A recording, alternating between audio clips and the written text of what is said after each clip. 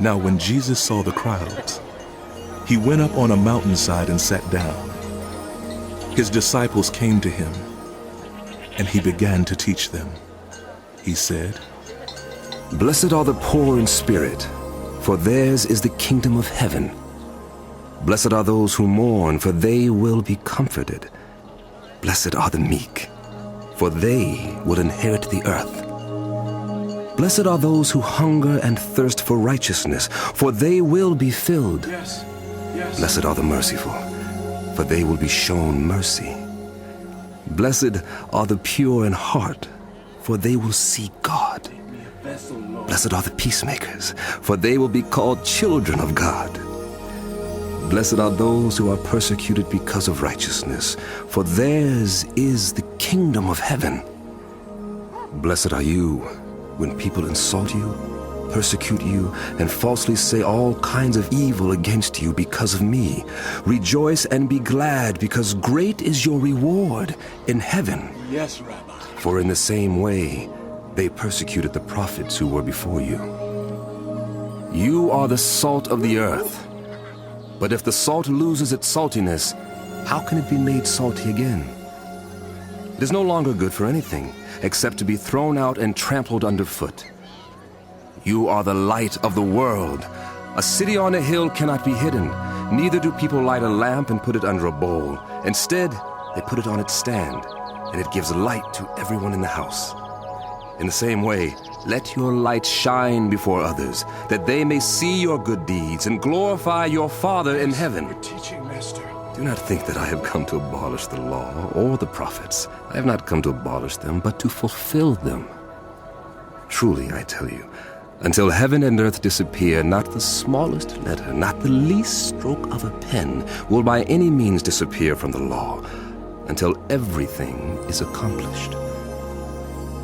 Anyone who sets aside one of the least of these commands and teaches others accordingly will be called least in the kingdom of heaven. But whoever practices and teaches these commands will be called great in the kingdom of heaven. For I tell you that unless your righteousness surpasses that of the Pharisees and the teachers of the law, you will certainly not enter the kingdom of heaven. I want to hear more. You have heard that it was said to the people long ago, "You shall not murder, and anyone who murders will be subject to judgment." But I tell you that anyone who is angry with a brother or sister will be subject to judgment. Again, anyone who says to a brother or sister, "Raka," is answerable to the Sanhedrin, and anyone who says, "You fool," will be in danger of the fire of hell. Yes, Rabbi. Yes. Therefore, if you are offering your gift at the altar, and there remember that your brother or sister has something against you, leave your gift there in front of the altar. First, go and be reconciled to that person. Then come and offer your gift. Settle matters quickly with your adversary who is taking you to court. Do it while you are still together on the way, or your adversary may hand you over to the judge, and the judge may hand you over to the officer, and you may be thrown into prison. Truly, I tell you, you will not get out until you have paid the last penny. You have heard that it was said, "You shall not commit adultery." But I tell you that anyone who looks at a woman lustfully has already committed adultery with her in his heart. Thank you, Jesus. If your right eye causes you to stumble, gouge it out and throw it away. It is better for you to lose one part of your body than for your whole body to be thrown into hell. And if your right hand causes you to stumble, cut it off and throw it away. It is better for you to lose one part of your body than for your whole body to go into hell. It has been said, "Anyone who divorces his wife must give her a certificate of divorce." But I tell you that anyone who divorces his wife except for sexual immorality causes her to become an adulteress, and anyone who marries the divorced woman commits adultery.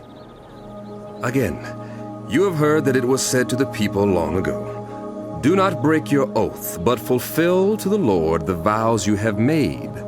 But I tell you, do not swear an oath at all, either by heaven, for it is God's throne, or by the earth, for it is his footstool, or by Jerusalem, for it is the city of the great king. And do not swear by your head, for you cannot make even one hair white or black. All you need to say is simply yes or No. Anything beyond this comes from the evil one. You have heard that it was said, eye for eye and tooth for tooth. Yes, Rabbi. But I tell you, do not resist